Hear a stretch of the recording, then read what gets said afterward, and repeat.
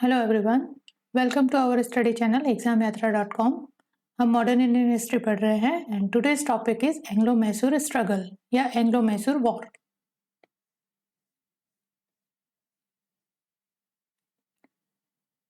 Before going to start Anglo Mysore war, let's have a look on previous session जिनमें हमने पढ़ा कि Plassey battle of Plassey के बाद इन 1757 के बाद से लगा के वॉरेन हेस्टिंग के अराइवल तक first governor general of Bengal तक ब्रिटिश लोगों का किस तरह से बंगाल में अपना डायरेक्ट रूल एस्टेब्लिश हो जाता है।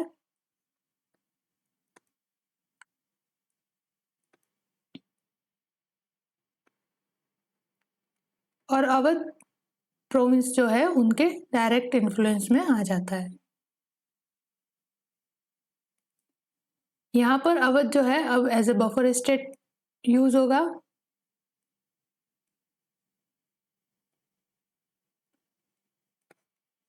Against all enemies of the British empire. यहाँ से बफर स्टेट का क्या मतलब होता है कि बंगाल को सिक्योर करने के लिए, सुरक्षित करने के लिए जो भी वॉर अगर फाइट होता है किसी भी ग्रोइंग एमर्जिंग पावर के साथ, ब्रिटिश लोगों का अगर वॉर फाइट होता है तो उनको अवध से होके आते हुए जाना पड़ेगा। यानी डायरेक्ट बंगाल पे अटैक ना करके वो अवध पे अटैक करेंगे तो कैपिटल जो है उनकी वो सुरक्षित रहेगी, वहाँ पे लॉ एंड ऑर्डर मेंटेन रहेंगे, वहाँ पे कोई केओस एस्टेब्लिश नहीं होगा। इस वजह से पेरीफेरी पे ही युद्ध लड़ा जाएगा, परिधि पे युद्ध लड़ा जाने के कारण से जो भी ईस्ट इंडिया कंपनी की पोजीशन है वो बहुत ही स्ट्रांग होगी। इस वजह से अवध जो है अब डायरेक्ट इन्फ्लुएंस में है और बंगाल पे इनका डायरेक्ट रूल एस्टेब्लिश हो चुका है। तो ये सिनेरियो बंगाल में था। तो जब बंगाल में कंपनी अपनी पावर कंसोलिडेट कर रही थी उसी समय दक्कन में एक अलग सिनेरियो चल रहा था।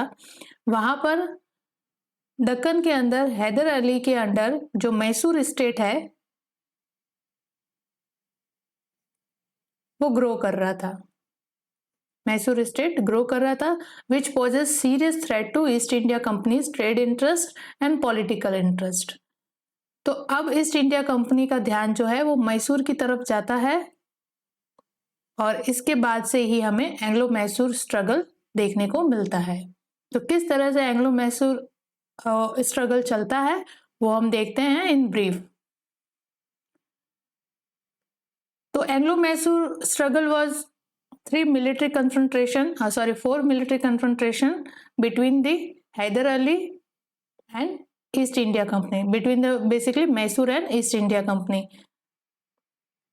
तो 4 मिलिट्री कन्फ्रंटेशन में पहले 2 जो वॉर होते हैं वो हैदर अली के अंडर लड़े जाते हैं against east India company, and later जो 2 वॉर है वो टीपू सुल्तान जो हैदर अली का बेटा होता है उसके द्वारा लड़े जाते हैं अगेंस्ट ईस्ट इंडिया कंपनी।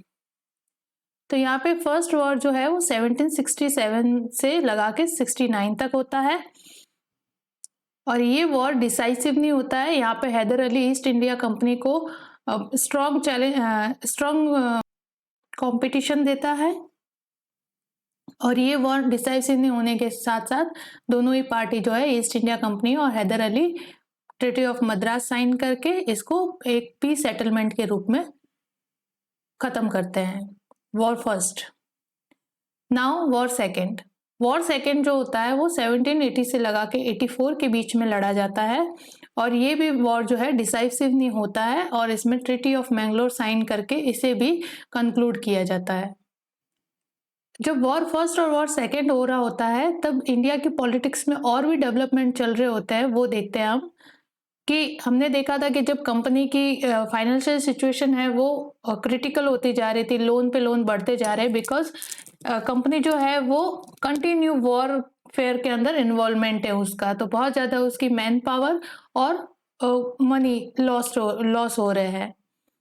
तो कंपनी को मैनेज करने के लिए रेगुलेटिंग एक्ट ऑफ 1773 पास किया गया था जिसको हमने लास्ट सेशन में देखा और इसी के साथ ही कंपनी ने गवर्नर जनरल ऑफ बंगाल की पोस्ट का भी क्रिएशन किया था और 1773 में जो फर्स्ट अपना बंगाल का गवर्नर जनरल था वो वॉरेन हेस्टिंग बना था।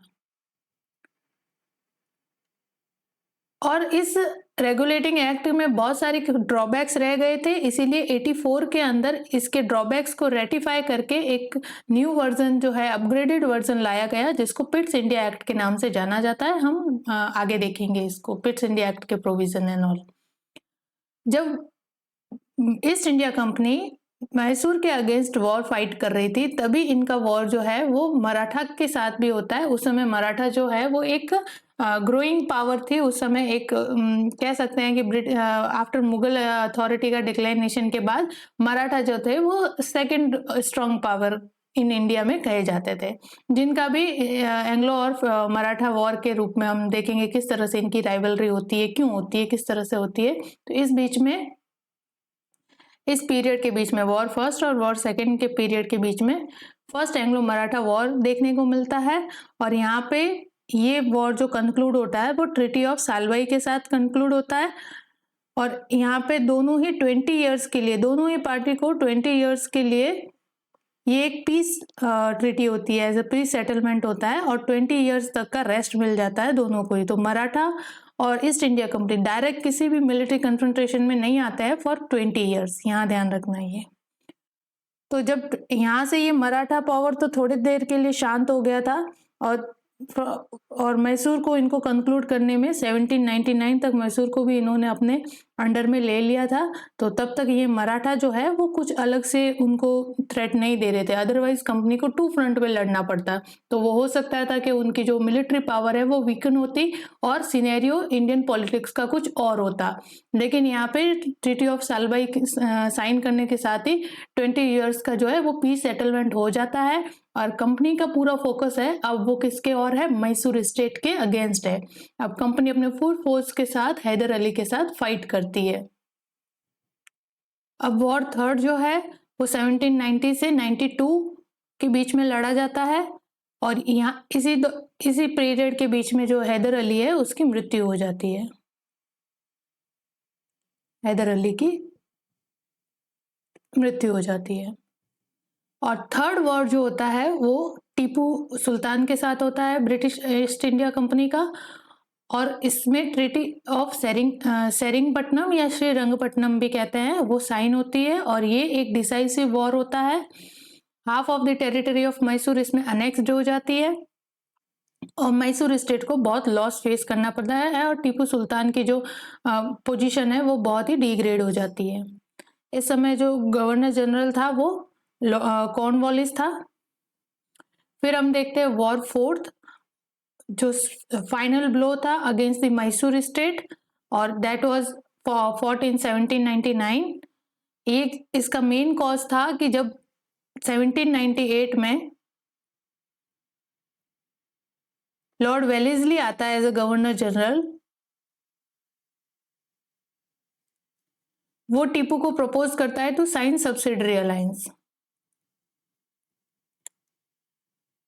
बट टीपू की पर्सनालिटी थोड़ी सी खुददार टाइप की थी, बहुत ही, उस कारण से टीपू जो है वो इस सब्सिडरी अलायंस को रिफ्यूज कर देता है, जो इमीडिएट कॉज बनता है वॉर फोर्थ का। ठीक है। एंड फाइनली इन 1799 में टीपू जो है बैटल फाइट करते हुए अगेंस्ट ईस्ट इंडिया कंपनी मारा जाता है, और मैसूर जो है वो डायरेक्ट मैसूर स्टेट जो है वो डायरेक्ट कंट्रोल में आ जाता है ईस्ट इंडिया कंपनी के। फिर मैसूर स्टेट को लास्ट में एक माइनर जो वडियार डायनेस्टी का एक माइनर बच्चा था उसको गद्दी पे बिठा के उसके साथ सब्सिडरी अलायंस साइन करवा दिया जाता है, और इस तरह से मैसूर जो है वो ब्रिटिश कंट्रोल के अंदर आ जाता है। तो ये तो एक ब्रीफ था, अब हम इसको डिटेल्ड करके देखते हैं किस तरह से जो इवेंट है वो डेवलप हुए थे। तो अब क्वेश्चन अरोज होता है कि यहाँ से क्वेश्चन उठता है कि why British intervention in Mysore, British लोगों का मैसूर में इंटरवेंशन का क्या कारण था, ऐसा क्या कारण रहे जिससे ब्रिटिश लोगों का ध्यान मैसूर की तरफ गया। तो इसमें पहला कारण बनता है कि Hyder Ali's expansionist policy. Hyder Ali's expansionist policy consider us as challenge. उस समय हैदर अली एक मिलिट्री कमांडर हुआ करता था in the army of Wadiyar dynasty. Wadiyar dynasty के रूलर जो तो कृष्णदेव राजा, उसके अंडर उसकी मिलिट्री में ये एक मिलिट्री कमांडर था, जो वाडियार डायनेस्टी के डिक्लाइनेशन के साथ साथ इस मिलिट्री कमांडर हैदर अली की पावर बढ़ती गई और ये डी फैक्टो रूलर उस स्टेट का बनता गया। और ये बहुत ही इसकी मिलिट्री स्किल्स बहुत अच्छी थी और एडमिनिस्ट्रेटिव मिलिट्री टैक्टिक्स बहुत अच्छी थी, एडमिनिस्ट्रेटिव स्किल्स बहुत अच्छी थी। इस कारण से ये एक स्ट्रॉन्ग पर्सनैलिटी के रूप में एमर्ज होता है और धीरे धीरे जो मैसूर स्टेट है वो अपने अंडर कंट्रोल में लाता जाता है। तो जब हैदर अली मिलिट्री रूप से मिलिट्रीली बहुत स्ट्रांग हो जाता है तो ये अपने एक्सपांशन करता है मैसूर स्टेट का, जिस कारण से ये आसपास के जितने भी रीजन थे, जैसे मराठा रीजन इनके पास पड़ता था, वहां पे ये अटैक करता है, मराठा पे अटैक करता है। इस वजह से इनका हैदर अली का मराठा और इनके साथ कॉन्फ्लिक्ट होता है और निज़ाम ऑफ हैदराबाद के ऊपर भी अटैक करता है। तो बेसिकली मैसूर स्टेट को एक्सपांशन करने के लिए यहाँ वहाँ की आसपास की टेरिटरी पे अटैक करता है। तो ये जो एक्सपांशनिस्ट पॉलिसी है ये ब्रिटिश ईस्ट इंडिया कंपनी जो है एज अ डायरेक्ट चैलेंज लेती है, डायरेक्ट थ्रेट लेती है, बिकॉज ईस्ट इंडिया कंपनी कभी भी नहीं चाहती कि उसके अलावा कोई और पावर जो है वो इस इंडिया पे रूल करे। तो जो भी ऐसी ग्रोइंग पावर होगी वो उनको सबड्यूट करने की जरूर कोशिश करेंगे, बिकॉज कंपनी का अभी एम ओनली ट्रेड करना नहीं है इंडिया में, उनका पॉलिटिकल एम्बिशन भी बढ़ चुके हैं। अब इंडिया को उनको रूल करना है, ना कि इंडिया में ओनली ट्रेड करना है। Second, French connection. Hyder Ali जो है वो उसकी जो फ्रेंडशिप थी फ्रेंच के साथ ज़्यादा थी, और फ्रेंच और एंग्लो राइवलरी तो हम पहले से ही देख रहे हैं, इन दोनों के बीच में राइवलरी हमेशा है। तो जो फ्रेंच लोगों का साइड करेगा वो डायरेक्ट एनिमी हो जाता है ईस्ट इंडिया कंपनी का या ब्रिटिश के लोगों का। थर्ड है trade interest in the region. Trade interest में क्या है, यहाँ पे जो ये मालाबार का कोस्ट है, यहाँ पे जो कर्नाटक और केरल से लगा हुआ है मालाबार कोस्ट, यहाँ का जो ट्रेड है वो बहुत ही रिच ट्रेड हुआ करता था, जिसपे पूरा कंट्रोल किसका था, हैदर अली का। और हैदर अली इस पूरे मालाबार कोस्ट के ट्रेड को कंट्रोल करता था, और इसकी प्रॉक्सिमिटी किसके साथ थी, फ्रेंच के साथ। फ्रेंच लोगों के साथ इसके कनेक्शन थे, इसलिए ईस्ट इंडिया कंपनी कभी नहीं चाहती थी कि फ्रेंच जो है वो वापस अपनी जो पावर है वो कंसोलिडेट करे, बिकॉज कर्नाटिक वॉर में फ्रेंच लोगों की जो पावर है इन इंडिया में वो बहुत ही ज़्यादा डिग्रेड होकर रह जाती है। इस वजह से कि ईस्ट इंडिया कंपनी अब चाहती है कि फ्यूचर में भी फ्रेंच किसी भी रूलर के साथ कोलिएशन करके अपनी पोजीशन स्ट्रांग फाइनेंशियली या मिलिट्रीली स्ट्रांग नहीं करे। तो ये हमेशा इस चीज़ का ध्यान रखती थी। फोर्थ है when Hyder died Tipu posturing. जब हैदर अली मर गया तो उसका बेटा टीपू वॉर को कैरी करता है ईस्ट इंडिया कंपनी के साथ, और टीपू जो है वो हैदर अली से भी ज़्यादा तेवर दिखाता है ईस्ट इंडिया कंपनी को। तो ये भी एक कारण बनते हैं कि टीपू के क्या तेवर रहते हैं, वो हम आगे देखते हैं अगेंस्ट ईस्ट इंडिया कंपनी। तो अब हम स्टार्ट करते हैं first Anglo Mysore war 1716 to 1769। Background देखते हैं इसका। जैसे मैंने बताया इन 1612 में वडिया डायनेस्टी जो है वो मैसूर रीजन में एमर्ज होती है। After the declination of Vijayanagara empire. Vijayanagara empire के डिक्लाइनेशन के बाद इस रीजन में वाडिया डायनेस्टी जो है वो एमर्ज होती है, और उसका एक राजा होता है, प्रोमिनेंट राजा होता है चिक्का कृष्ण राजा वडियार। चिक्का कृष्ण राजा वडियार जो रूल करता है 1734 से लगा के 1766 तक।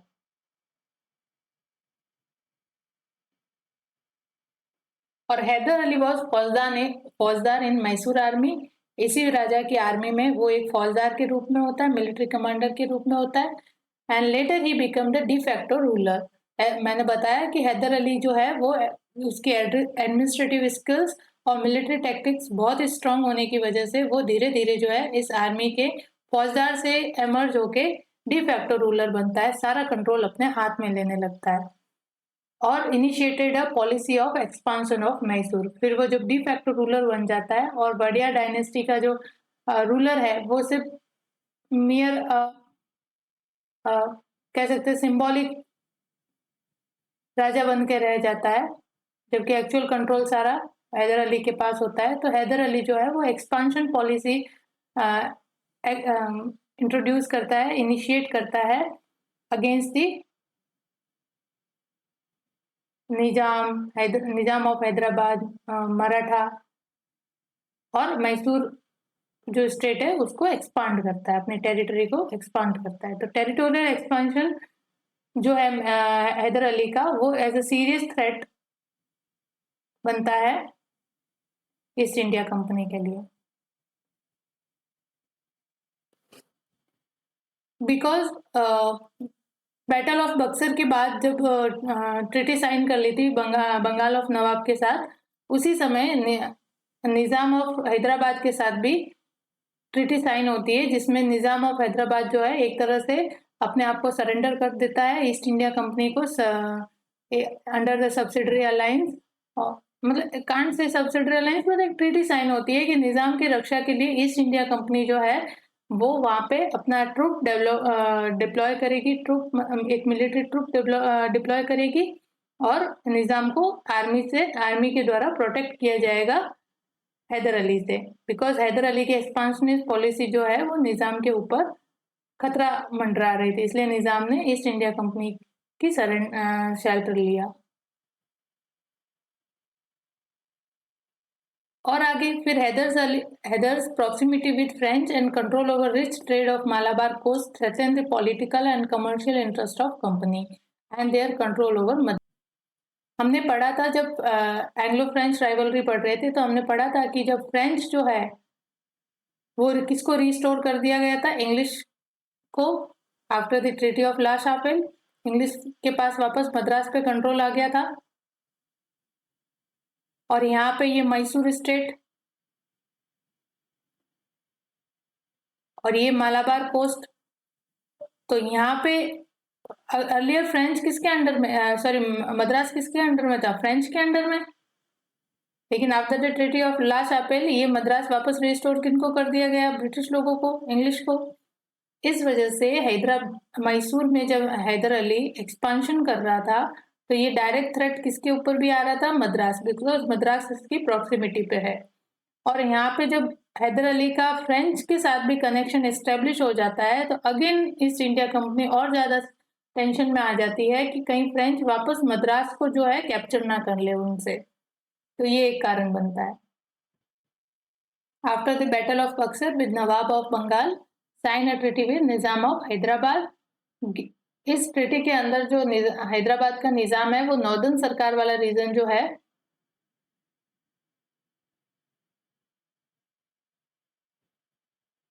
जो निजाम को रिस्टोर कर दिया गया था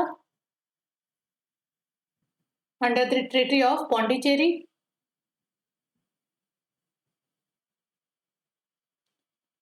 इन 1754। ये नॉर्दर्न सरकार वाला रीजन जो है इस ट्रीटी के साइन होने के साथ ही वापस किन के पास आ जाता है, ब्रिटिश के पास, ईस्ट इंडिया कंपनी के पास। ठीक है। और इसके बदले में निजाम को क्या दी जाती है, आर्मी प्रोटेक्शन, मिलिट्री प्रोटेक्शन दी जाती है अगेंस्ट हैदर अली। तो अब ईस्ट इंडिया कंपनी जो है वो जॉइंट फ्रंट क्रिएट करने लगती है कि हैदर अली के अगेंस्ट जो भी पावर खड़ी होना चाहती है वो उनके साथ एक अलायंस फॉर्म करती है। तो अलायंस अगेंस्ट हैदर अली जिसमें कौन कौन होता है, Nizam of Hyderabad by this treaty और मराठा। मैंने बताया कि मराठा का हैदर अली के साथ पहले से ही स्ट्रगल या कॉन्फ्लिक्ट चल रहा है। हैदर अली ने एक्सपांशन पॉलिसी के थ्रू मराठा पर अटैक किए थे, now Maratha want to retaliate. तो इस वजह से मराठा किन को ज्वाइन करते हैं, ईस्ट इंडिया कंपनी को। और east India company in itself तो है ही। बट क्या होता है कि हैदर अली जो है, मैंने बताया कि उसकी जो मिलिट्री टैक्टिक्स और एडमिनिस्ट्रेटिव स्किल बहुत ही अच्छी थी, तो वो उसने हैदर अली ने डिप्लोमेटिकली जो है मराठा को कन्विंस कर दिया और इस अलायंस से उनको न्यूट्रल कर दिया। ठीक है। और निजाम को भी उसने अपने एडमिनिस्ट्रेटिव स्किल के थ्रू, डिप्लोमेटिक स्किल के थ्रू डिप्लोमेटिकली किसके अगेंस्ट कर दिया, नवाब ऑफ आरकोट या कर्नाटिक, आरकोट जो थी वो कैपिटल थी कर्नाटिक रीजन की, उसके अगेंस्ट कर दिया। अब कर्नाटिक रीजन जो है, कर्नाटिक या आरकोट कह दो, वो यहाँ पर दक्कन में as a buffer state use होगा, क्योंकि यहाँ पे मद्रास पे किसका कंट्रोल है, ईस्ट इंडिया कंपनी का। मद्रास एक प्रेसिडेंसी है ईस्ट इंडिया कंपनी की, तो मद्रास को, जैसे बंगाल को सिक्योर करने के लिए अवध को as a buffer state use किया जा रहा था, वैसे ही मद्रास को सिक्योर करने के लिए कर्नाटक को या आरकोट को as a buffer state use किया गया। फिर जब मराठा और निजाम ने इस अलायंस से विड्रॉ कर लिया, तो ईस्ट इंडिया कंपनी ने अकेले ही हैदर अली के अगेंस्ट जो है वो वॉर जो है डिक्लेयर किया, और इन दोनों के बीच में बहुत ही भयंकर वॉर होता है। बट दोनों ही तरफ से जो है स्ट्रॉन्ग अपोजिशन फेस करने को मिलता है, ना तो हैदर अली हार मान रहा था, ना ही ईस्ट इंडिया कंपनी। और ये वॉर जो है फर्स्ट एंग्लो मैसूर वॉर, ये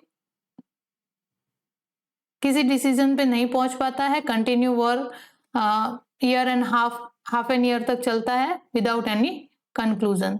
तो फाइनली दोनों ही पक्ष जो है हार करके या थक करके this force the English to conclude a treaty with Hyder, because continue war से क्या हो रहा था, मैन पावर का और मनी का दोनों का ही बहुत ज्यादा लॉस होए जा रहा था, और कंपनी की सिचुएशन ऑलरेडी मैंने बताया कि फाइनेंशियली बहुत ही वीकन होती जा रही थी। तो कंपनी फिर इस वॉर को बिना कंक्लूड करना चाहती थी कि आगे अब कोई वॉर नहीं करते हैं, हम इसको यहाँ पे ही कंक्लूड करते हैं। तो इसी के साथ दोनों ही पार्टी ने ट्रीटी ऑफ मद्रास साइन की इन 1769, और इस ट्रीटी ऑफ मद्रास के साइन करने से ही exchange of prisoner and conquered area, ठीक है। तो जो भी इन दोनों ने आपस में हाफ एन ईयर तक जो भी अपने प्रिजनर्स कैप्चर किए थे, वॉर प्रिजनर्स, और टेरिटरी गेन की थी, वो वापस एक दूसरे को लौटा दी जाती है। Hyder Ali was promise to help of the English in case he attack by any other power.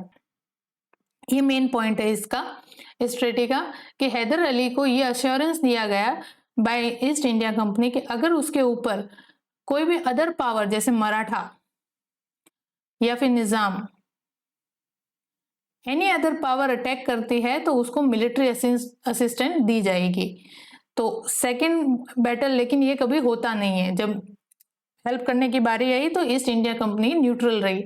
तो ये सेकंड कॉज बनता है of second war of second Anglo Mysore war का, ठीक है। तो बेसिकली जो ट्रीटी ऑफ मद्रास है वो किसके फेवर में रही, हैदर अली के फेवर में रही। हैदर अली ने कुछ भी अपना लॉस नहीं किया, जो लॉस किया था वो वापस उसको रिस्टोर कर दिया गया। तो अब हम बढ़ते हैं सेकेंड एंग्लो फ्रेंच वॉर की तरफ, जो 1780 से 84 तक यानी 4 साल तक लड़ा गया between East India company and Hyder Ali.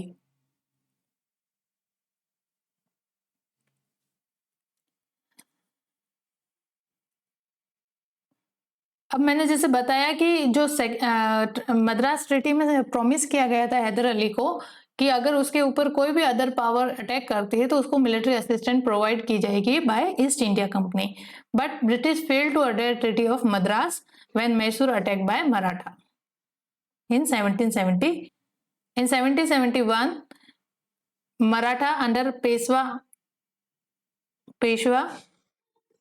Balaji Bajirao, उसके अंडर में मराठा पावर जो है अगेन रिकंसोलिडेट होती है, because third battle of Panipat में मराठा जो है वो बहुत ही ज्यादा सीवियर डिफीट फेस करते हैं। ऑलमोस्ट मराठा पावर जो है वो भारत में डिग्रेड हो गई थी, लेकिन again in the Peshwaship of Balaji Bajirao ये कंसोलिडेट करते अपने आप को और रिचार्ज करके फिर ये जब हैदर अली ने पहले अटैक किया था under his expansionist policy, Peshwa वापस रिटेलिएट करते हैं अगेन अटैक ऑन मैसूर।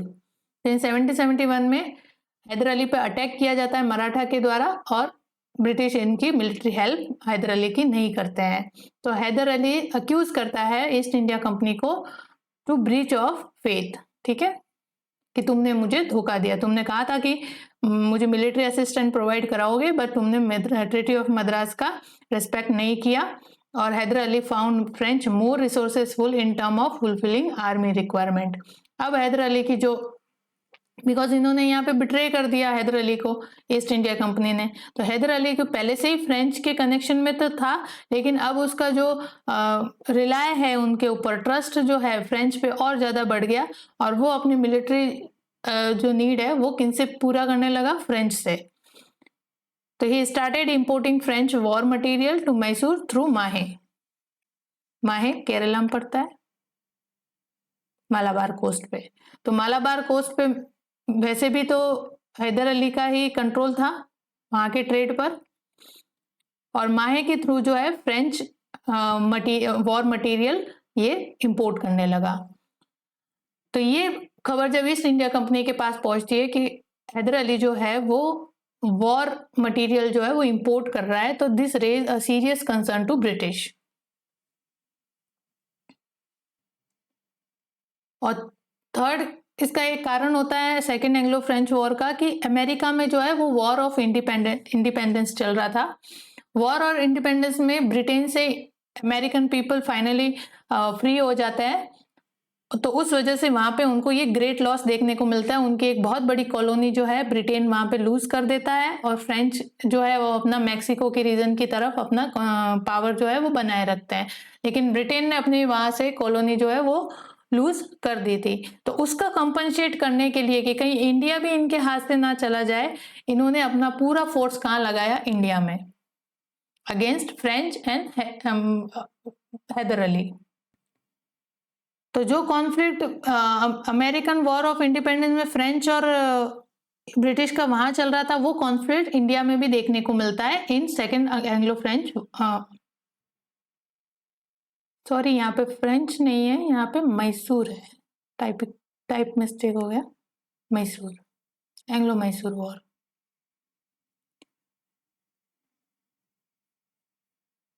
यहाँ पे करेक्शन कर लीजिएगा। तो अमेरिकन वॉर ऑफ इंडिपेंडेंस की वजह से यहाँ पे भी इनके बीच में वापस राइवलरी देखने को मिलती है, जो सेकेंड एंग्लो मैसूर वॉर में हमें दिखती है, और वहां से कंपनसेट करने के लिए ये इंडिया में एक दूसरे से लड़ते हैं। तो इस वजह से उसी सीरीज में क्या करते हैं कि इंग्लिश जो है वो माहे को कैप्चर कर लेते हैं, जो अंडर फ्रेंच कंट्रोल होता है। फ्रेंच के सेटलमेंट हमने देखे थे ना, माहे, यनम और पौंडीचेरी, तो यहाँ पे माहे को इंग्लिश के द्वारा कैप्चर कर लिया जाता है, जो ऑलरेडी अगेन किसके अंडर में होता है, हैदर अली के अंडर में होता है, मालाबार का पूरा कोस्ट और ये माहे वगैरह, और फ्रेंच पे यहाँ का, फ्रेंच लोगों का यहाँ पे ट्रेड सेटलमेंट है ही। तो ईस्ट इंडिया कंपनी ने अमेरिकन वॉर ऑफ इंडिपेंडेंस के रिजल्ट के तौर पर यहाँ पे उनकी राइवलरी देखने को मिलती है और उन्होंने माहे को कैप्चर कर लिया, और यहाँ से वॉर ब्रेकआउट होता है दोनों के बीच में, हैदर अली और ईस्ट इंडिया कंपनी, जो सेकेंड एंग्लो मैसूर वॉर के नाम से जाना जाता है। तो देखते हैं कोर्स ऑफ वॉर, किस तरह से ये वॉर प्रोसीड होता है। तो जब वॉर ब्रेकआउट होता है तो इनिशियली इन 1781 में क्या होता है, हैदर अली ने मराठा और निजाम के साथ अलायंस क्रिएट करता है। मराठा को मैंने कहा था पॉलिटिकली उसने न्यूट्रल किया था और कुछ ना कुछ उनको लालच देके अपने फेवर में करता है, और निजाम को भी आरकोट के अगेंस्ट कर देता है अपनी डिप्लोमेटिक स्किल्स के थ्रू। तो वो हैदर अली, मराठा और निजाम ने एक तीनों का जॉइंट फ्रंट बनाया अगेंस्ट ईस्ट इंडिया कंपनी, और इन्होंने अटैक कर दिया कर्नाटक पे। मैंने कहा ना यहाँ पे कर्नाटक किस तरह से यूज हो रहा है as a buffer state. Direct attack Madras पे नहीं हुआ है, यहाँ पे पहले कर्नाटक पे हुआ है, आरकोट पे हुआ है। तो इनका तीनों का जॉइंट फ्रंट जो है वो आरकोट पे अटैक करते हैं और उसको कैप्चर कर लेते हैं, और इंग्लिश आर्मी की तरफ से कर्नल बिली लड़ रहा था जिसको डिफीट फेस करने को मिलती है। In the meantime English under the leader of sir Eyre Coote, again that sir Eyre Coote Lally और बुसी को हराने वाले, defeat both the Maratha and the Nizam from Hyder side.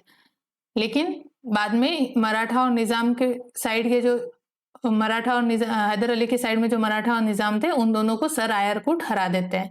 अब अकेला कौन बचता है? Hyder Ali. Finally Hyder Ali face defeat at Porto Novo, battle of Porto Novo in 1781। तो सर आयरकुट ने एक एक करके सबको हराया, मराठा को, निजाम को, और लास्ट में जब हैदर अली बचा तो उसने भी डिफीट फेस की इन बैटल ऑफ पोर्टोनोवो इन 1781। फिर later he died of cancer, बाद में उसकी कैंसर के कारण मृत्यु हो गई, और वॉर को जो है उसके सन टीपू के द्वारा कैरी किया जाता है। तो ऑलमोस्ट 1 ईयर तक टीपू जो है इस वॉर को कैरी करता है, आगे कंटिन्यू करता है, लेकिन कोई भी डिसीजन इस वॉर से नहीं निकलता है, और दोनों ही पार्टी जो है फाइनली पीस ट्रीटी साइन करते हैं।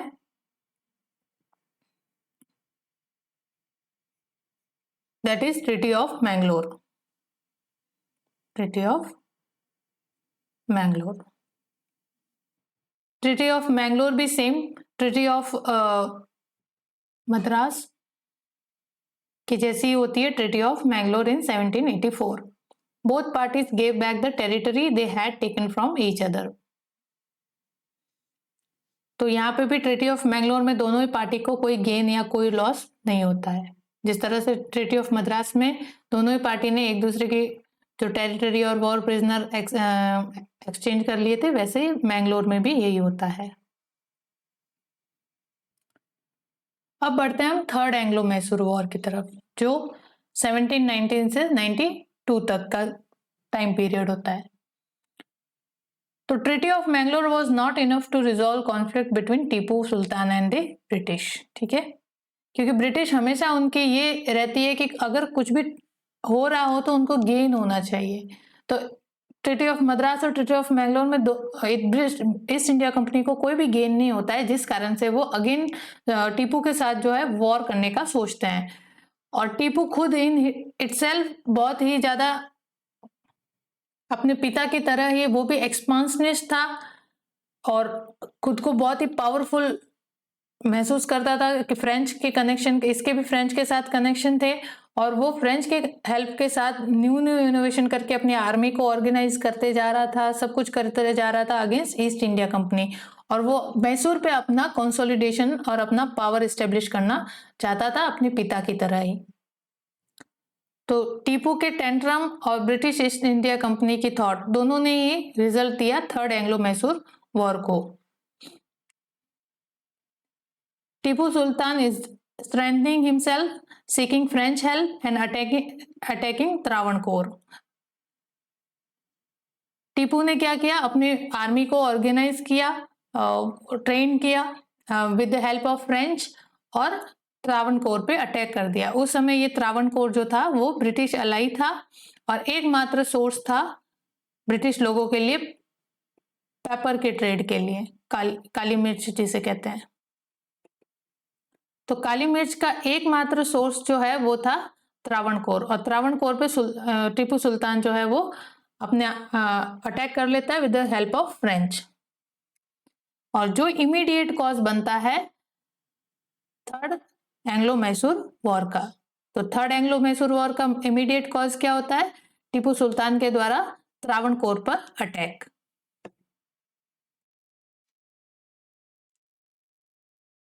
तो वॉर होता है 1790 में। 1799 में जॉइंट फ्रंट क्रिएट किया जाता है, इंग्लिश, निजाम, मराठा और त्रावणकोर, ठीक है। त्रावणकोर तो इंग्लिश का अलाई था ही, और निजाम और मराठा ने भी इस टाइम किसको ज्वाइन किया? इंग्लिश को, बिकॉज मराठा और निजाम दोनों ही जेलस से टीपू से, ठीक है। टीपू नो डाउट बहुत ही आउटस्टैंडिंग पर्सनैलिटी का रूलर था, लेकिन वो अपने पिता की तरह डिप्लोमैटिक नहीं था। Haidar Ali was very diplomatic and उसकी एडमिनिस्ट्रेटिव स्किल इतनी अच्छी थी कि वो निजाम और मराठा को अपने फेवर में कर लेता है, लेकिन टीपू से ये नहीं हो पाता है। नो डाउट टीपू इनोवेटिव बहुत था, न्यू इनोवेशन जो है इंट्रोड्यूस करता था अपने एडमिनिस्ट्रेटिव सिस्टम में, अपनी मिलिट्री को ऑर्गेनाइज करने में, लेकिन वो अपने जो पिता की तरह है वो डिप्लोमेटिक नहीं था इतना, जिस कारण से वो मराठा और निजाम को अपने साइड में नहीं ले पाया यहाँ पे, और उन्होंने ब्रिटिश फ्रंट को ज्वाइन किया अगेंस्ट टीपू सुल्तान। और इन चारों का ज्वाइंट फ्रंट जो है वो टीपू सुल्तान के अगेंस्ट लड़ता है, और ये चारों ही पावर ने मिलकर टीपू को यहाँ पे डिफीट दी। टीपू यहाँ पे हार जाता है, और ये थर्ड बैटल जो होता है वो बहुत ही ज्यादा डिसाइसिव होता है, और टीपू को बहुत ग्रेट लॉस इसमें फेस करने को मिलते हैं। इन 1779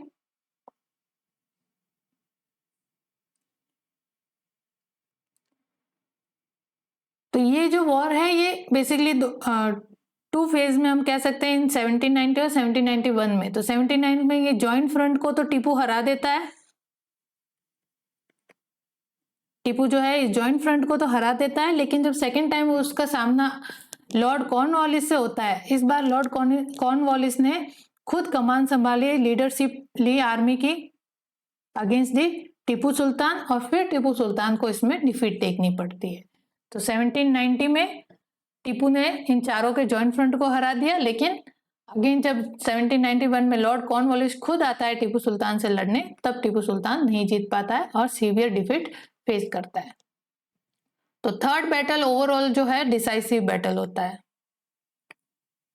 यहाँ पे एक पार्टी गेन करेगी और दूसरा पार्टी लॉस करेगी। तो यहाँ पे ईस्ट इंडिया कंपनी जो है वो विक्टोरियस होती है,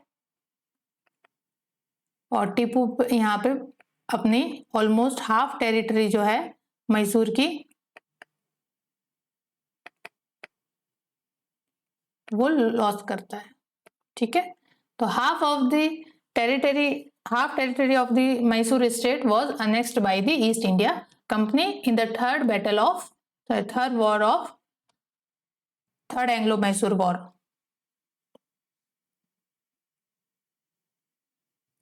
और ये वॉर जो है ट्रीटी ऑफ सेरिंगपट्टनम या श्रीरंगपट्टनम कहते हैं, इन 1792 के साथ कंक्लूड होता है, और इसमें Tipu gave half of Mysorean territory to alliance of British, Nizam and Maratha. इन तीनों के ज्वाइंट फ्रंट में ये जो अनेक्स की गई टेरिटरी थी वो बांट दी जाती है, जिसमें बारा महल, डिंडीगुल, मालाबार जो है वो ब्रिटिश रखते हैं अपने पास, और region surrounding Tungabhadra river and its tributaries वो मराठा को दे दी जाती है, और area from river Krishna to Pennar वो निजाम को दे दिया जाता है। तो इस तरह से जो हाफ टेरिटरी जो मैसूर की एनेक्स की गई थी उसको तीनों ही अलायंस में बांट दिया जाता है। 3 crore rupees extracted from the Tipu as a war compensation. ठीक है, वॉर कंपेंसेशन के रूप में टीपू से 3 करोड़ लिए जाते हैं, और जिसके बदले में आधा अमाउंट तो टीपू उस समय दे देता है, लेकिन रेस्ट ऑफ द अमाउंट जो है वो बाद में इंस्टॉलमेंट में पे करना चाहता है, लेकिन उसके बदले में टीपू को अपने दोनों बेटों को एज अ हॉस्टेज जो है वो इंग्लिश लोगों को सौंपना पड़ता है। ठीक है, और थर्ड एंग्लो मैसूर वॉर से ही टीपू सुल्तान की जो पावर है बहुत ही ज्यादा डिग्रेड हो गई। ठीक है, टीपू की पावर जो है, यहां तक टीपू खाली टीपू है, टीपू सुल्तान नहीं है, पर वो पूरा नाम टीपू सुल्तान लेते इसलिए, लेकिन टीपू यहाँ पे सिर्फ टीपू है। वो सुल्तान कैसे बनता है वो हम देखते हैं अभी। तो यहाँ पे टीपू जो है वो ग्रेट डिफीट फेस करता है, बहुत ज्यादा उसको लॉस होता है पैसों से भी, और अपनी टेरिटोरियल पोजीशन भी उसको गंवाना पड़ता है। तो अब हम आगे बढ़ते हैं फोर्थ एंग्लो मैसूर वॉर की तरफ। तो थर्ड वॉर कब होता है? 1790 से 92 के बीच में, 1790 से 92 के बीच में ट्रीटी ऑफ सेरिंगपट्टनम से इनका कंक्लूड हो जाता है, वॉर जो है वो शांत हो जाता है। और उसके बाद फोर्थ वॉर कब होता है? 1799 में। तो ये जो बीच का पीरियड है इस पीरियड को दोनों ही कंपनी ने, ईस्ट इंडिया कंपनी ने और टीपू ने, दोनों ने ही अपने आप को वापस कंसोलिडेट करने के लिए यूज किया। टीपू भी यहाँ पे हार मानने वालों में से नहीं था और ईस्ट इंडिया कंपनी तो ऑब्वियसली चाहती थी कि टीपू को किसी ना किसी तरह से सबड्यूड करके उसको डिथ्रोन करके पूरा मैसूर अनेक्स्ट कर ले। तो इस पीरियड को उन्होंने अपने अपने कंसोलिडेशन के लिए यूज किया। तो in 1792 to 1799 British and Tipu use this period to recoup their losses. ठीक है, Tipu fulfilled all the term of treaty and got his son release. उसने 3 करोड़ रुपए जो वॉर कंपेंसेशन के रूप में था पूरे के पूरे दे दिए और अपने दोनों बेटों को है ईस्ट इंडिया कंपनी से छुड़ा लिया। In 1796, king of Wadiyar dynasty died and Tipu declared himself as the Sultan and decided to avenge his humiliating defeat. 1796 में क्या होता है, वाडियार डायनेस्टी, मैंने कहा था ना Haidar Ali de facto ruler है। डी फैक्टो का मतलब है कि इनफॉर्मल रूप से वो रूलर है, फॉर्मल रूप से नहीं, क्योंकि अभी भी वाडियार डायनेस्टी का जो उत्तराधिकारी है वो गद्दी पर बैठा है। अब जब वाडियार डायनेस्टी के किंग की मृत्यु हो जाती है इन 1796 तो टीपू ने अपने आप को वहां का सुल्तान या राजा घोषित कर देता है। इस तरह से टीपू जो है वो टीपू सुल्तान बनता है। तो इन 1798 लॉर्ड वेलेस्ली जो इंपीरियलिस्ट था to the core, lord Wellesley बहुत ही ज्यादा इंपीरियलिस्टिक पर्सनैलिटी का व्यक्ति था। उसने सक्सीड किया सर जॉन शोर को एज न्यू गवर्नर जनरल। अब 1799 में जो गवर्नर जनरल होगा वो होगा लॉर्ड वेलेस्ली, और लॉर्ड वेलेस्ली ने टीपू को फोर्स किया to sign the system of subsidiary alliance. लेकिन टीपू ने सब्सिडरी अलायंस साइन करने से मना कर दिया, बिकॉज यहाँ पे टीपू खुद जो है वो सुल्तान अपने आप को समझ रहा था और अपना रिटेलिएट करना चाहता था, एवेंज लेना चाहता था फ्रॉम ईस्ट इंडिया कंपनी, और वो हार मानने वालों में से नहीं था। He is also known as the lion of Mysore. ठीक है, तो उसकी पर्सनैलिटी किस तरह की रही होगी वो हम देखेंगे। तो टीपू ने मना कर दिया सब्सिडरी अलायंस साइन करने से, और that become the immediate cause of the fourth Anglo Mysore war. ठीक है, और वेलेस्ली ने इस बेस पे उसको अक्यूज किया कि you are conspiring against us. ठीक है, कि तुम जो हो वो फ्रेंच के साथ मिलकर हम ईस्ट इंडिया कंपनी के अगेंस्ट जो है वो कॉन्स्पायरेसी कर रहे हो, और ये अक्यूज करके वेलेस्ली ने टीपू सुल्तान के अगेंस्ट वॉर डिक्लेयर कर दिया इन 1799। क्योंकि मैंने पहले भी बताया था कि ईस्ट इंडिया कंपनी अपने इंटरेस्ट को सेव करने के लिए किसी भी तरह के फ्रॉडुलेंट मूव्स यूज कर सकते हैं। तो अब उनको एक बहाना मिल गया कि जब टीपू ने मना किया सब्सिडरी अलायंस पे साइन करने से, तो उन्होंने कह दिया कि तुम तो हमारे अगेंस्ट कॉन्स्पायरेसी कर रहे हो।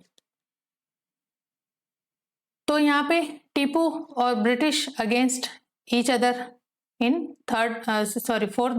Fourth war of Anglo Mysore.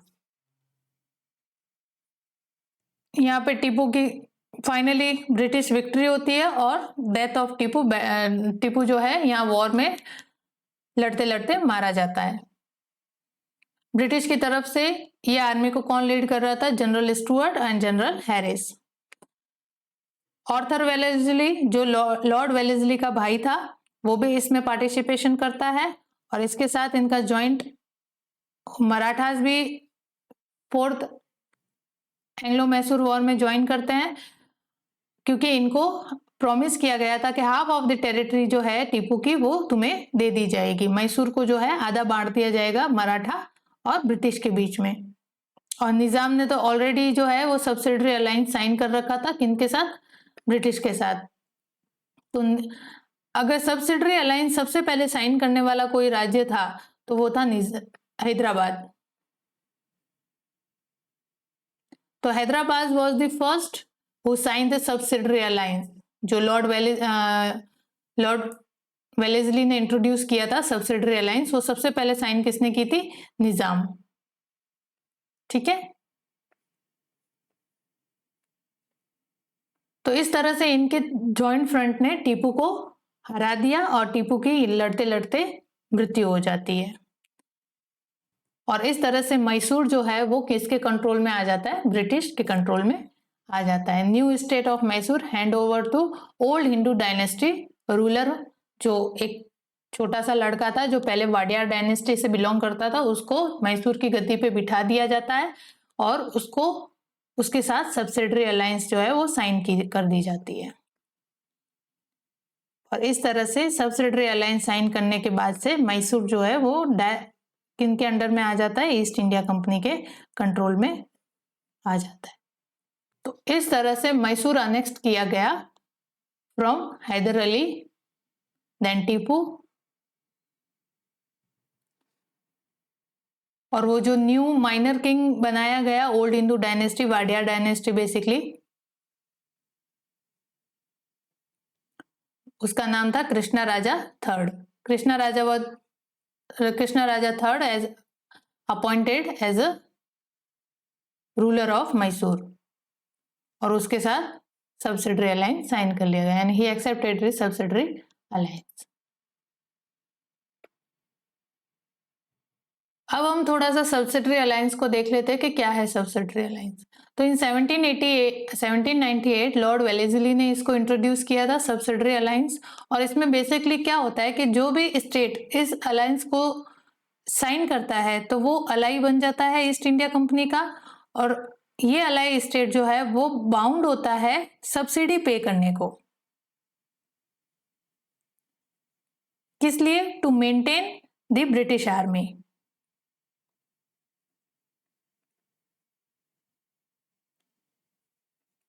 कि सब्सिडरी अलाई में जो भी अलाई स्टेट होता है उसके यहाँ पे जो है एक ब्रिटिश ट्रूप जो होता है, ब्रिटिश आर्मी ट्रूप, उसको डिप्लॉय कर दिया जाता है और उसका पूरा खर्चा जो है एज अ सब्सिडी के रूप में उसी स्टेट के रूलर को देना पड़ता है। तो बेसिकली एक मिलिट्री इंटरफेरेंस है इन द अलाई स्टेट। तो इस तरह से ब्रिटिश ट्रूप जो है वहां पे रह के अपने जो अपनी पोजीशन है वो स्ट्रॉन्ग कर सकते हैं, उस पूरे स्टेट के अफेयर्स पे वो कंट्रोल कर सकते हैं एज ए मिलिट्रीली। क्योंकि इन केस अगर वहां पे कोई भी रिवोल्ट या ऐसा कुछ होने की पॉसिबिलिटी होती है तो वो तुरंत ही वहां पे उनकी मिलिट्री को भेजना नहीं पड़ेगा, वहां पे ऑलरेडी उनकी मिलिट्री डिप्लॉय होगी ईस्ट इंडिया कंपनी की और वो उसको सप्रेस कर देगी। तो ये बेसिकली वहां पे अपनी मिलिट्री को डिप्लॉय करने का एक टूल था सब्सिडरी अलायंस। और उसका खर्चा भी कौन देता था उस ब्रिटिश आर्मी को मेंटेन करने के लिए? उसी अलाई स्टेट का रूलर। और इसके बदले में उसे क्या कहा जाता था कि अगर आप सब्सिडरी अलायंस साइन कर लेते हैं तो जो अदर पावर है, अगर आपके इनकेस अदर पावर आप पे अटैक करती है तो हम आपको उसके अगेंस्ट प्रोटेक्शन देंगे। ठीक है। और फर्स्ट सब्सिडरी अलायंस साइन करने वाला स्टेट कौन था, रूलर कौन था? Nizam of Hyderabad. Nizam of Hyderabad was the first who signed the subsidiary alliance. और इसमें सब्सिडरी अलायंस में और क्या प्रोविजन है कि एक तो मिलिट्री डिप्लॉय कर दी, सेकंड एक इंग्लिश रेजिडेंस जो है, इंग्लिश रेजिडेंट, उसको एम्प्लॉय किया जाएगा in the court of ruler.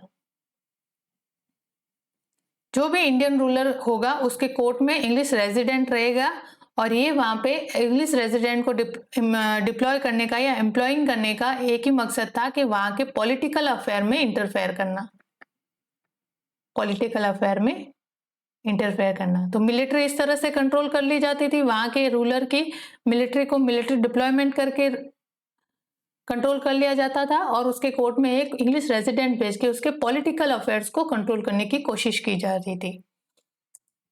और ये इंग्लिश रेजिडेंट क्या करता था, उस इंडियन रूलर जिसने ये अलायंस साइन किया है उसको प्रोहिबिटेट करता था, रोकता था to sign any kind of agreement or any kind of friendship agreement with the other European powers। ठीक है।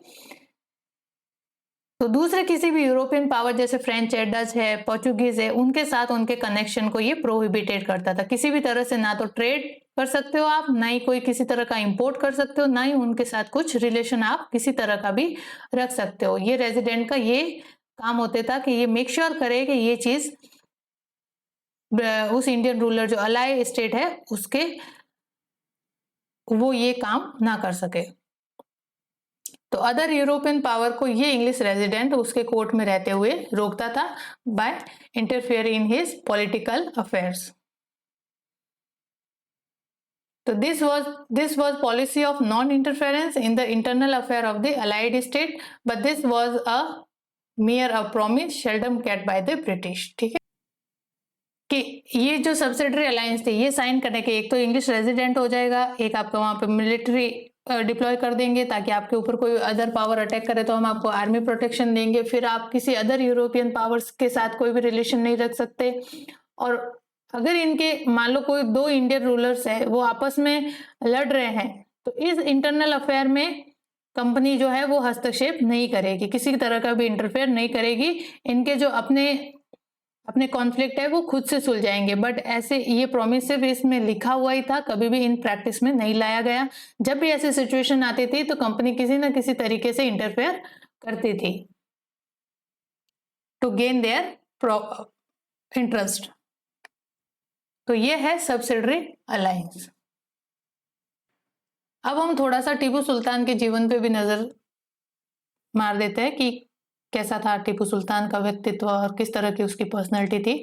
तो Tipu born in November 1750, he was a great warrior और also known as a tiger of Mysore. Well educated था, fluent in Arabic, Persian, Canarese and Urdu. Kannada वही Carnatic reason में जो बोली जाने वाली लैंग्वेज है। Like this, father Hyder Ali, like his father Hyder Ali, he gave importance and efficient military force. उसके father ने भी किसको ज्यादा इंपॉर्टेंस दी थी? मिलिट्री फोर्स को।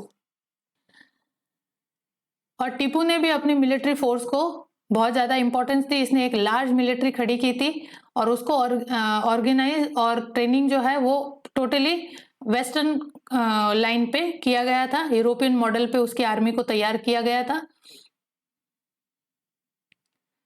तो ही organise army on the European model and Persian word of command. तो उसकी मिलिट्री में जो कमांड यूज होती थी वो पर्शियन वर्ड्स में होती थी। He gave importance to naval force also. उसे टीपू को पता था कि जो ईस्ट इंडिया कंपनी की मेन पावर जो है वो क्या है? नेवी। तो उसने भी उसी की तर्ज पे अपनी नेवी को स्ट्रॉन्ग करने के लिए नेवल फोर्स पे भी इंपॉर्टेंस दी और 3 डॉकयार्ड उसने एस्टेब्लिश किए eight Mangalore, वजीदाबाद and मुलीदाबाद।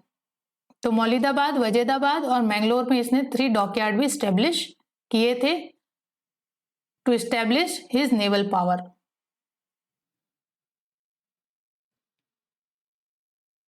He was patron of science and technology, pioneer of rocket technology in India. ये क्वेश्चन प्रीलिम्स में बन सकता है। यहाँ पे ध्यान रखिएगा कि who was the pioneer of rocket technology in India. तो Tipu Sultan was the pioneer of rocket technology in India. Pioneer of sericulture also, silk का जो सिल्क की जो खेती होती है। तो सेरिकल्चर को मैसूर में इंट्रोड्यूस करने वाला कौन था? Tipu Sultan. Question can be asked from here. He was a great lover of democracy and great diplomat. He supported French soldiers to establish Jacobin Club at Seringapatam या श्रीरंगपट्टनम।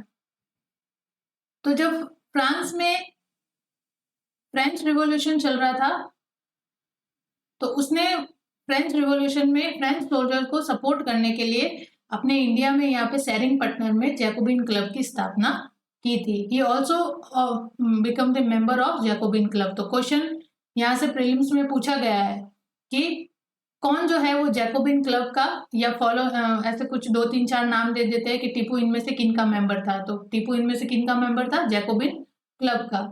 ठीक है, या कौन से क्लब टीपू ने किस क्लब को ज्वाइन किया था? तो जैकोबिन क्लब को। And he was also known as the citizen of Tipu.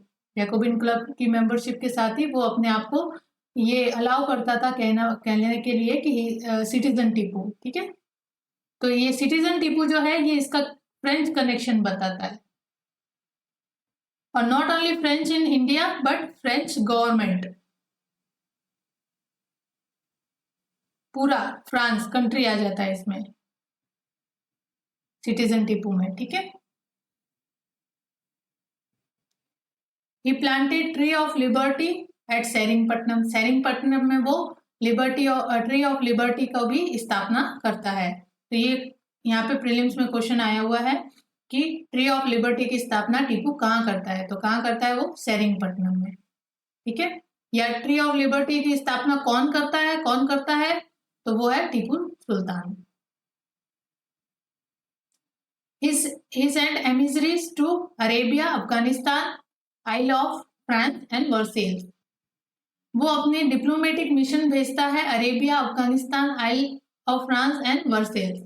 तो ये जो है एक तरह से किस तरह से ईस्ट इंडिया कंपनी अपने इस पॉइंट ऑफ व्यू से किस तरह से देखेगी कि टीपू जो है उनके अगेंस्ट अदर यूरोपियन पावर के पास अपना जो डेलीगेशन भेज के, अपने डिप्लोमेटिक मिशन भेज के उनसे जो है अलायंस क्रिएट कर रहा है against east India company. East India company ने इसको नेगेटिवली लिया था, ठीक है। और यहाँ पे सिटीजन ऑफ टीपू वाले टाइटल को भी ईस्ट इंडिया कंपनी ने नेगेटिवली लिया था। ये बता रहा था कि ये जो है टोटली टीपू जो है अपने आप को सरेंडर कर रहा है फ्रेंच गवर्नमेंट को, और फ्रांस का दबदबा ईस्ट इंडिया कंपनी अपने इंडिया में बिल्कुल नहीं चाहती थी। तो ये था टीपू की पर्सनालिटी और एंग्लो मैसूर वॉर। अब हम एंग्लो मैसूर वॉर को और टीपू की पर्सनालिटी के लिए थोड़े से मेन पर्सपेक्टिव से कुछ थीम्स है वो देख लेते हैं कि क्वेश्चन किस थीम से पूछे जा सकते हैं, किस तरह से पूछे जा सकते हैं। तो पहली थीम हम देखते हैं, वॉज थर्ड वॉर इनएविटेबल? क्या जो थर्ड वॉर हुआ था वो आवश्यक था? Was this the Cornwallis approach? क्या ये कॉर्नवालिस की अप्रोच थी थर्ड वॉर जो था? क्योंकि पीस ट्रीटी साइन हो चुकी थी टीपू सुल्तान और उनके बीच में, ईस्ट इंडिया कंपनी के बीच में, फिर क्या जरूरत पड़ी कि कॉर्नवालिस ने टीपू के अगेंस्ट वॉर डिक्लेयर किया? और दिस कुड बी अवॉइडेड, कि थर्ड वॉर जो था वो अवॉइड किया जा सकता था या नहीं। तो हम देखते हैं कि क्या क्या इसके कारण रहते हैं। Second war was not decisive, हमने पढ़ा। The treaty of Mangalore was a hollow truth, ठीक है। ट्रीटी ऑफ मैंगलोर से दोनों ही पार्टी को कुछ भी गेन नहीं होता है। The British considered even Mysore considered it, दोनों पार्टी ने, ब्रिटिश और मैसूर ने, दोनों ने ये कंसिडर किया था कि this was not a closing act, कि मैंगलोर की ट्रीटी के साथ क्लोजिंग एक्ट नहीं है। दोनों ही जो है अपना स्टैंड ट्रायल एक बार फिर करना चाहते थे और फिर एक बार सोचते थे कि लड़े, वॉर करे और देखे क्या होता है। तो इस वजह से ही war was inevitable. Tipu's posturing and his approach, like offensive attitude, his French connection, his diplomatic mission outside India, etc., were the becoming matter of concern for the East India Company. ठीक है। अब टीपू के जो तेवर थे वो भी इस वॉर के प्रमुख कारण रहते हैं, कि जैसे उसको सब्सिडरी अलायंस साइन करने के लिए बोला तो उसने मना कर दिया, तो ये ऑफेंसिव एटीट्यूड था towards the east India company. फिर उसके फ्रेंच कनेक्शन, उसने अपने आप को सिटीजन टीपू कहलाया और जैकोबिन क्लब की मेंबरशिप ज्वाइन की, उसने अपना डिप्लोमेटिक मिशन भेजे। तो ये सारे कारण बनते हैं जो उसके थर्ड वॉर को इनएविटेबल बनाते हैं। It was not only the Cornwallis approach but the Tipu's posturing, behaviour and approach also. तो यहाँ पे हम इस तरह से इसके सेकेंड पार्ट को डील करेंगे। दिस कुड बी अवॉइडेड, अब देखते हैं किस तरह से इसको अवॉइड किया जा सकता था। It appear that Cornwallis also believe the rupture with the Tipu was eminent. Cornwallis और टीपू दोनों ही, मैंने कहा, अपना स्टैंड ट्रायल करना चाह रहे थे, और टीपू के जो जिस तरह के तेवर थे, फ्रेंच के कनेक्शन थे, तो कॉर्नवालिस ने फिर ये सोच लिया कि नहीं, अब टीपू को सबड्यूट करना बहुत ही जरूरी हो चुका है, क्योंकि ये सीरियस थ्रेट दिन में डे बाय डे बढ़ता जा रहा है ईस्ट इंडिया कंपनी के अगेंस्ट में। टीपू ने, चलो ये तो एक अप्रोच थी, कॉर्नवालिस ये सब सोच ही रहा था, उसी दौरान टीपू ने जो है त्रावणकोर पे अटैक कर दिया। तो ये ऑफेंसिव वापस बिहेवियर कहलाया जा सकता है टीपू का अगेंस्ट ईस्ट इंडिया कंपनी, और इसने ईस्ट इंडिया कंपनी को प्रोवोक कर दिया और थर्ड बैटल जो था वो होना ही था। फिर वो वॉर जो था वो इनएविटेबल हो गया। तो Tipu attack on Travancore in 1789 which was an ally of the company under Treaty of Mangalore serve as the immediate factor। तो because Cornwallis consider this attack implied companies war with Tipu, ठीक है। The only other option left in this scenario was the diplomatic initiative. अब ये war किस तरह से avoid किया जा सकता था? वॉर किस तरह से अवॉइड किया जा सकता था? डिप्लोमेटिक इनिशिएटिव से।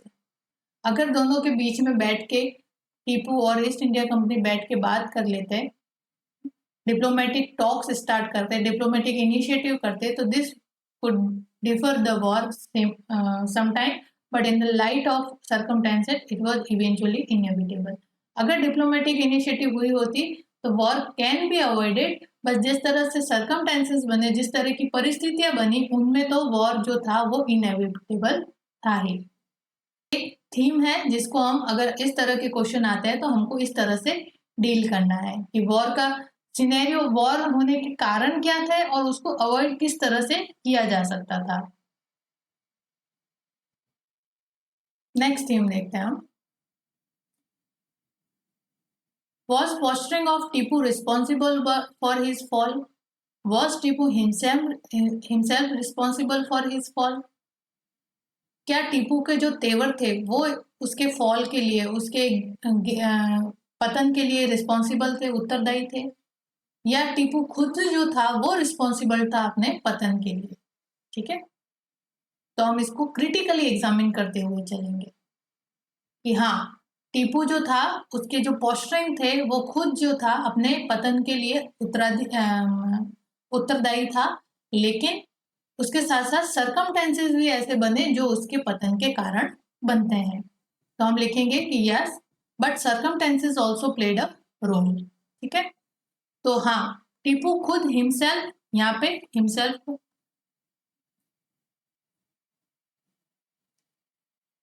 हिमसेल्फ कैसे रिस्पॉन्सिबल था अपने डिक्लाइनेशन के लिए, अपने फॉल के लिए?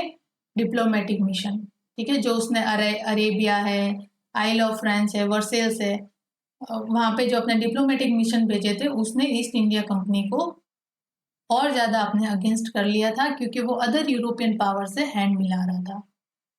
फिर उसका strong French connection, over reliance on French, and he supposed he could not gate defeat. उसका फ्रेंच लोगों पे इतना भरोसा हो चुका था कि उसने ये सोचा कि मैं अपनी आर्मी को फ्रेंच की हेल्प से ऑर्गेनाइज कर दूंगा, बिल्कुल न्यू टेक्निक से और यूरोपियन मॉडल के तौर पे फ्रेंच की हेल्प से अपनी आर्मी को ऑर्गेनाइज करके ईस्ट इंडिया कंपनी को हरा दूंगा। उसने कभी ये सोचा ही नहीं कि ईस्ट इंडिया कंपनी भी उसको सीवियर डिफीट, या जैसा वो सोचता है कि मैं उन्हें हरा दूंगा और मैं जो तैयारी कर रहा हूँ, तो क्या वो जो पीरियड था थर्ड बैटल के बाद का जो पीरियड था, क्या ईस्ट इंडिया कंपनी ने भी यूज नहीं किया होगा? तो टीपू ने सोचा कि नहीं, इस पीरियड का खाली मैं ही अपने पावर को स्ट्रेंथ करने में यूज कर रहा हूँ, तो उसने अपने बेसिकली दुश्मन को जो है वो कम आका, अंडर एस्टिमेट की ईस्ट इंडिया कंपनी की पावर को।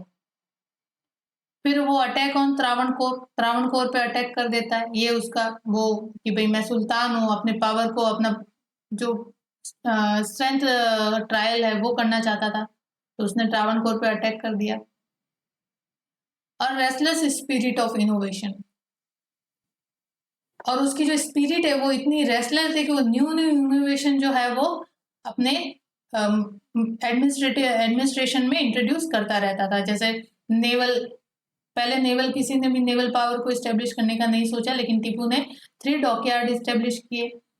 तो वो न्यू इनोवेशन करता जाता था, पर उसने कभी ये ध्यान नहीं दिया कि उसके पास जो चीज है उसको कंसोलिडेट की जाए। जैसे कि कैवेलरी को वॉर में कौन काम आती है? कैवेलरी आपकी नेवल फोर्स। तो you are very new at the in this field. Naval जो नेवी है वो तो शुरू से ही किनका स्ट्रॉन्ग पॉइंट रहा है? ब्रिटिश लोगों का, और ब्रिटिश ने तो कई सालों से पहले से इस पे काम कर रखा है, और आप अब शुरू कर रहे हो, तो आपका टोटल रिलायंस ऑन नेवी जो है वो नहीं होना चाहिए। आपका जो है फोकस होना चाहिए कैवेलरी पे, आपकी कैवेलरी स्ट्रांग होनी चाहिए, जिस वजह से कि आप उनको सीवियर डिफीट फेस करवा सको, सीवियर चैलेंज फेस करवा सको।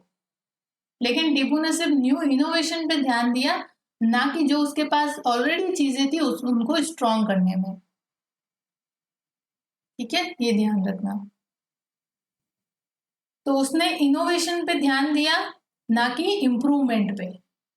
तो question can be ask in mains कि जो हैदर अली था वो इम्प्रूविंग था, ना कि इम्प्रूविंग रूलर था, ना कि innovative. But in in contrast Tipu जो था वो इनोवेटिव था बट नॉट इम्प्रूविंग। तो हैदर अली इम्प्रूविंग था तो अच्छी बात थी, हैदर अली की पोजीशन बहुत अच्छी थी, इम्प्रूविंग थी, जो था उसके पास उसने उसी को स्ट्रॉन्ग किया। और आपने देखा ही है कि दोनों ही बैटल में, फर्स्ट और सेकेंड वॉर में, इस हैदर अली ने एक स्ट्रॉन्ग अपोज दिया किसको, ईस्ट इंडिया कंपनी को। जबकि टीपू की सिचुएशन, टीपू ने जैसे वॉर की कमांड अपने हाथ में संभाली उसने डिफीट ही देखी है, चाहे वो बैटल थर्ड बैटल हो चाहे फाइनल बैटल फोर्थ हो।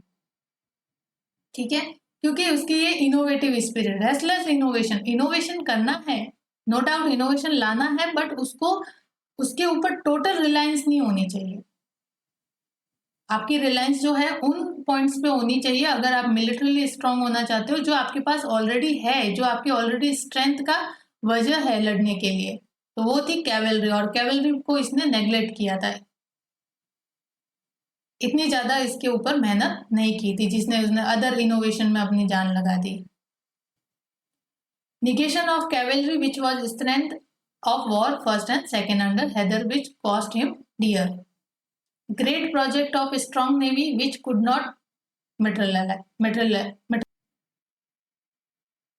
अब नेवी को इसने डॉकयार्ड इस्टेब्लिश किए, नेवी इसने बनाने की सोची, लेकिन इस वॉर के दौरान ये मटेरियलाइज नहीं कर सकता, इसको फ्रूटिफाई नहीं कर सका, इसका यूज ही नहीं ले सका। तो क्या मतलब इसके ऊपर अपना मनी एंड टाइम वेस्ट करने से। और ओवर स्टाफ आर्मी थी, इतना ज्यादा इनोवेशन कर रहा था, अलग अलग डिपार्टमेंट बना रहा था कि इसकी आर्मी जो है वो ओवर स्टाफ हो चुकी थी। तो वीकनेस का कारण बनती है कि जब बहुत लार्ज आर्मी आपकी हो जाती है तो उसको ऑर्गेनाइज करना भी बड़ा मुश्किल हो जाता है, उनके पेमेंट डिले होने लगते हैं और ये बैकलॉग होता है इन पेमेंट। तो जब पेमेंट नहीं मिलेगा तो ऑब्वियसली बहुत सारे आपके जो सोल्जर्स है वो आर्मी को छोड़ देंगे। और लार्ज आर्मी को मेंटेन करने के लिए आपको पूरा फोकस आपकी आर्मी पे होना चाहिए, और इसका पूरा फोकस कहाँ था, न्यू इनोवेशन करने के अंदर। तो ये जो है Tipu him was Tipu responsible for his fall. But critical examine करेंगे हम चीज को कि नहीं, टीपू जो है खुद ही रिस्पॉन्सिबल नहीं था अपने पतन के कारण के लिए, बट सर्कमटेंसेस भी ऐसे थे जिसने रोल प्ले किया fall of the Tipu Sultan.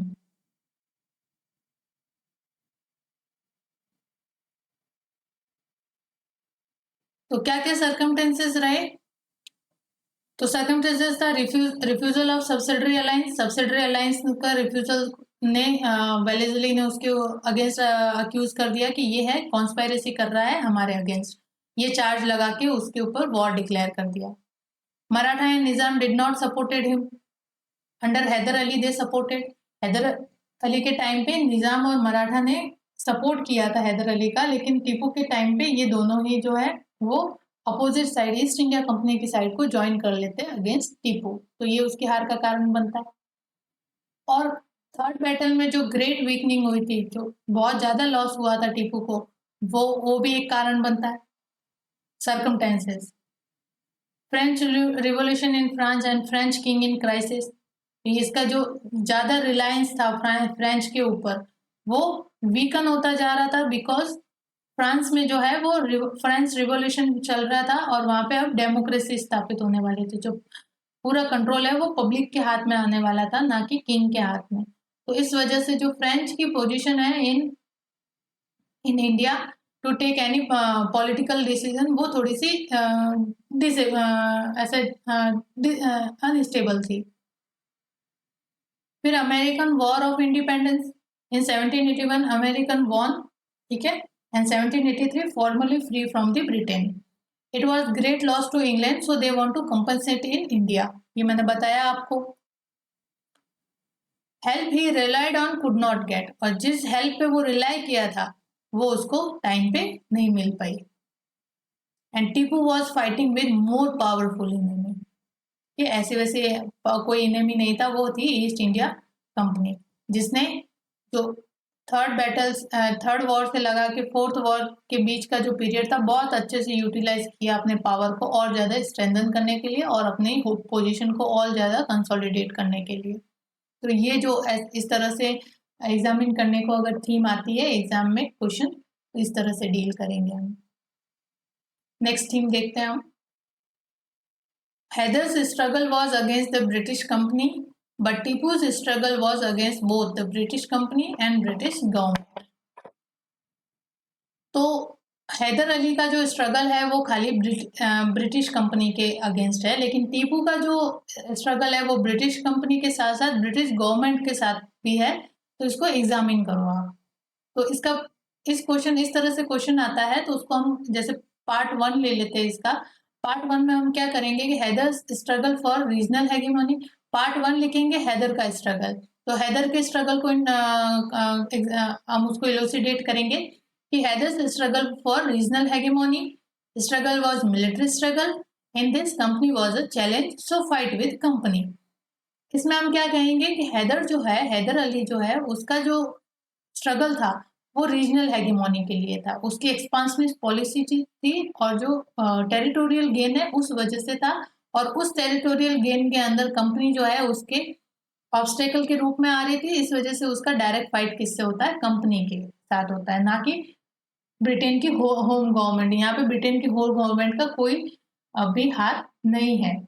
तो दोनों ही टेरिटोरियल गेन के लिए लड़ रहे हैं, कंपनी भी और हैदर अली भी। ठीक है, लेकिन टीपू के साथ केस दूसरा है। तो पार्ट 2 में हम टीपू को एक्सप्लेन करेंगे, टीपू के सिनेरियो को इलुसिडेट करेंगे। तो टीपू स्ट्रगल क्या था? Tipu involve French, so naturally involvement of British. तो टीपू ने क्या था, अब हैदर अली की भी फ्रेंच से कनेक्शन थी, लेकिन ऐसा नहीं कि उसने वहां की सिटीजनशिप ले ली है और अपने आप को जैकोबिन क्लब का मेंबर बना दिया है, ऐसा कुछ नहीं किया था उसने। फ्रेंच से कनेक्शन थे बट जस्ट नीड के लिए, अपनी मिलिट्री नीड है या ऐसा कोई नीड है वो फुलफिलमेंट करने के लिए। अदरवाइज ऐसी कोई नहीं थी कि हैदर अली ने ऐसा बताया कि मैं जो है टोटली फ्रांस के अंडर में हूँ। लेकिन टीपू ने क्या किया था, उसने डिप्लोमेटिक मिशन भेजे थे अदर यूरोपियन पावर के पास। He become member of Jacobin club, planted tree of liberty, so his government associated with French. तो इस तरह से इन सभी एक्टिविटीज के थ्रू, जैकोबिन क्लब का मेंबर बनना, प्लांटेड ट्री ऑफ लिबर्टी, इन सब एक्टिविटी के कारण जो है उसका एसोसिएशन किसके साथ बताया जाता है? फ्रेंच के साथ, फ्रेंच गवर्नमेंट के साथ। तो such trend was not supported by British government. और इस तरह की एक्टिविटी को ब्रिटिश गवर्नमेंट ने बिल्कुल भी अप्रिशिएट नहीं किया। और इसलिए टीपू का जो स्ट्रगल था वो not only with British company, east India company के साथ ना होके ये सब मेंबरशिप और खुद को सिटीजन टीपू कहलाना, इसने ब्रिटिश गवर्नमेंट को भी इन्वॉल्व कर दिया इस चीज में। ठीक है, तो इस तरह से क्वेश्चंस को डील करना है in mains perspective. Next theme देखते हैं हम, Tipu as a first nationalist. तो टीपू को हम प्रथम राष्ट्रवादी कह सकते हैं क्या? क्या उसकी एक्टिविटी या उसका व्यक्तित्व ऐसा था जो उसको राष्ट्रवादी कहला सकता है? राष्ट्रवाद की भावना क्या यहाँ पे थी?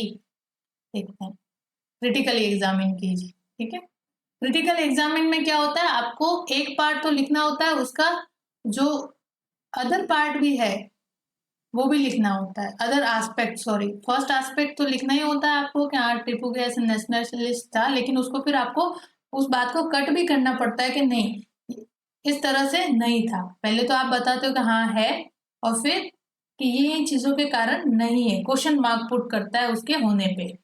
तो क्रिटिकल एग्जामिन में दो एस्पेक्ट लिखे जाते हैं, पॉजिटिव भी और नेगेटिव भी। तो पार्ट 1 देखते हैं हम। इस क्वेश्चन को डील करने के लिए आप पहले तो टीपू का इंट्रोडक्शन देंगे कि भाई टीपू किस तरह के व्यक्तित्व को रखता था। हमने देखा टीपू के बारे में पूरा टॉपिक कवर किया, उसमें से आप पॉइंट्स यहाँ पे लिखिए। फिर आप पार्ट 2 में कहे कि base of this claim in history, किस तरह से उसको नेशनलिस्ट कहा जाता है, कि हिस्ट्री में किस तरह के इवेंट उसने किए जिस कारण से उसको नेशनलिस्ट कहा जा सकता है। तो है first raise voice against colonial power, इसे लिखना है आपको। ईस्ट इंडिया कंपनी के खिलाफ वो आवाज उठाता है। His fight was not against the east India company but against the British government. ने देखा किस तरह से हिज अप्रोच, ये सिर्फ खाली लिखने इन पॉइंट को ताकि तुम आप इसको काट सको बाद में क्रिटिकल एग्जामिन में। तो हिज फर्स्ट इसका वॉर खाली ईस्ट इंडिया कंपनी के साथ ही नहीं था बल्कि ब्रिटिश गवर्नमेंट के साथ भी इन्वॉल्व था। His approach of unifying forces, uniting forces, इसने निजाम और मराठा को जो है एक करने की कोशिश भी की। His approach of organization like naval power, trade and commerce, ठीक है। Strong stand against company, his refusal of signing of subsidiary alliance. तो ये सारी एक्टिविटीज से उसको क्या घोषित करती है कि वो नेशनलिस्ट था, ठीक है ना। उसमें राष्ट्र की भावना थी कि उसने जो बिखरी हुई इंडियन रूलिंग पावर थी, रीजनल किंग थे, उनको यूनिफाइंग करने का सोचा है। निजाम ऑफ हैदराबाद है, नवाब ऑफ आरकोट है, मराठा है, इन पावर को अपने फेवर में करने की कोशिश की थी, यूनाइट करने की कोशिश की थी अगेंस्ट ईस्ट इंडिया कंपनी। तो ये ऐसे हम इसको कह सकते हैं कि नेशनलिस्ट। लेकिन इसको हम अब काटेंगे, इस व्यू को जो है हम काउंटर व्यू देंगे।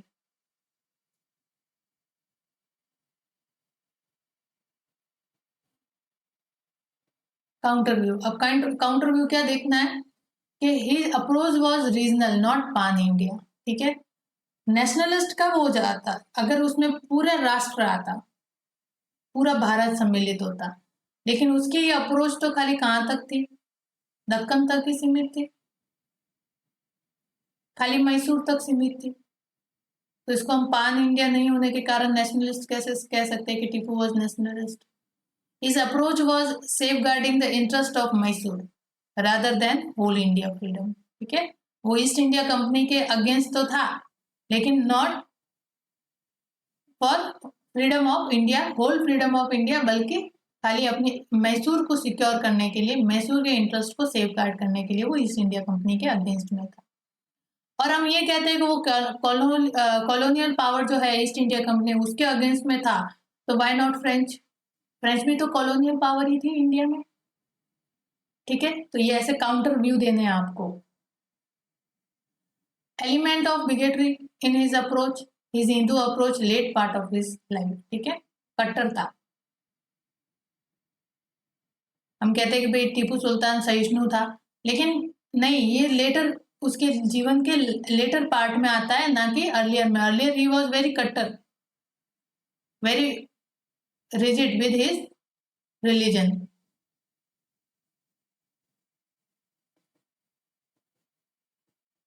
दैट मुस्लिम, इसलिए तो वो अपने आप को सुल्तान डिक्लेयर करता है, ठीक है। क्यों नहीं अपने आप को राजा डिक्लेयर करता, राजा क्यों नहीं कहलाया राजा टीपू, ऐसा क्यों नहीं था, नहीं, अपने आप को क्या घोषित करता है, वो सुल्तान। तो इसका मतलब वो बिगेटरी था। तो ये सब काउंटर व्यू है उसके नेशनलिस्ट होने पे। अगर नेशनलिस्ट होता तो वो किसी एक धर्म को नहीं, सभी धर्म जो है उसके लिए समान होते, लेकिन ऐसी अप्रोच तो उसने अपने जीवन के आखिरी टाइम पे अपनाई थी, ना कि पहले। पहले तो उसने अपने आप को देखो इसी रिलीजन के अंडर होते हुए अपने आप को सुल्तान घोषित करता है। तो ये है मेंस पर्सपेक्टिव से काउंटर व्यू।